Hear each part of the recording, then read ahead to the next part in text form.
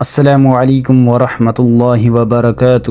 اللہ کے رسول صلی اللہ علیہ وسلم جب معراج پر تشریف لے گئے تو آپ کی سواری زمین و آسمان کے درمیان چلتی تھی۔ اچانک خوشبو آنے لگی۔ آپ صلی اللہ علیہ وسلم نے حضرت جبرائیل علیہ السلام سے پوچھا کہ کیا یہ جنت کی خوشبو ہے؟ جبرائیل علیہ السلام نے جواب دیا، یہاں سے جنت بہت دور ہے۔ واقعہ یہ ہے کہ فرعون کی ایک خادمہ تھی جو فرعون کی بیٹی کو کنگھا کیا کرتی تھی۔ ایک دن کنگھی کر رہی تھی کہ کنگھی اس کے ہاتھ سے گر گئی اور اس کی زبان سے کلمہ توحید لا الہ الا اللہ نکل گیا۔ فرعون کی بیٹی نے سنا اور کہا، میرے باپ کے سوا تیرا کوئی اور خدا ہے؟ اس خادمہ نے جواب دیا کہ میرا خدا اور تیرے باپ کا خدا بلکہ تمام آسمانوں اور زمینوں کا ایک ہی خدا ہے۔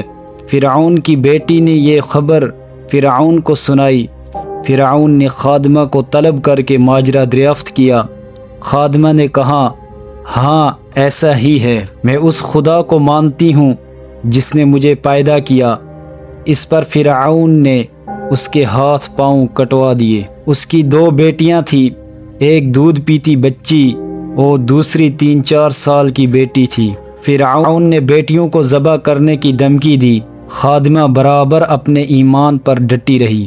اس پر فرعون نے بڑی بیٹی کو ذبح کر ڈالا اور چھوٹی بیٹی کو ماں کے سینے پر رکھ دیا۔